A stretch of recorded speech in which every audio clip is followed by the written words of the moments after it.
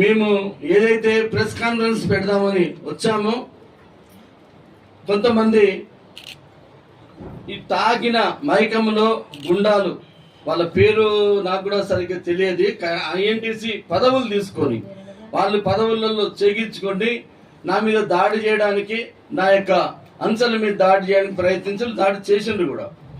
అయితే ఎందుకు ఇదంతా చేస్తున్నారు? 15 సంవత్సరాలుగా నేను ఐఎన్టీసీ నడుపుతుంటే ఎన్నడూ కూడా మన సంజయ్ రెడ్డి గారు ఎన్నడూ కూడా నా మీద ఒక్క మాట చెప్పలే, ఎప్పుడు కూడా ఇటువంటి ప్రోత్సహించలే.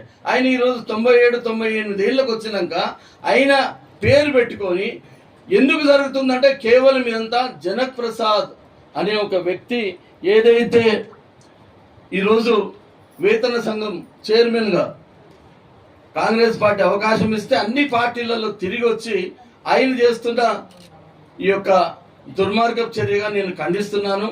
ఎందుకంటే ఈ అసలైన ఐఎన్టీసీ మాదే అని నేను ప్రకటిస్తాను. ఎందుకంటే 20,000 మంది ప్రతినిధుల సమక్షంలో రాంచీలో దేశం మొత్తం నుంచి వచ్చిన డెలిగేట్ సమక్షంలో మేము గెలిచినాము. దాన్ని సంజయ్ రెడ్డి గారు ఢిల్లీ హైకోర్టులో కేసేసి కూడా ఓడిపోయారు. కానీ ఆయనకి ఇబ్బంది పెట్టద్దని మేము ఐఎన్టీసీ ఆర్గా ప్రకటించుకొని పనిచేస్తున్నాము. ఆయన ఎన్నడూ కూడా మా గురించి స్టేట్మెంట్ ఇవ్వలే, ఇటువంటి దాడులకు చేయలే. కానీ ఈ మధ్య మేము ఇక్కడ ఖైరతాబాద్ ప్రెస్ క్లబ్ లో ఒక ప్రెస్ కాన్ఫరెన్స్ దయానంద్ గారి ఆధ్వర్యంలో పెట్టడం జరిగింది. దాంట్లో సింగరేణి మీద జరుగుతున్న అవకతవకలు, సింగరేణి మీద జరుగుతున్న కుట్రలు, సింగరేణి మెడికల్ బోర్డుల అవకతవకల మీద నేను మాట్లాడడం జరిగింది.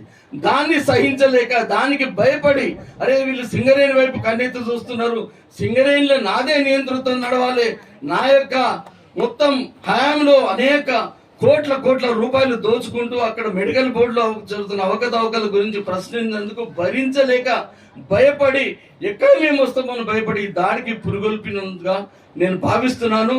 దీన్ని తీవ్రంగా ఖండిస్తున్నాం. దీన్ని చట్టపరంగా మేము ఇమ్మీడియట్ గా కేసు పెట్టినాము. డీజీపీ కూడా రేపు కలిసి మేము కేసు ఇస్తున్నాం. కానీ మేము చట్టపరంగా చర్యలు తీసుకుంటాం. కానీ మేము కూడా అసాంఘిక శక్తులను పురుగొల్పి మేము దాడులకు ప్రతి దాడి చేసే వాళ్ళం కాదు. అటువంటి ఆలోచన మాకు లేదు.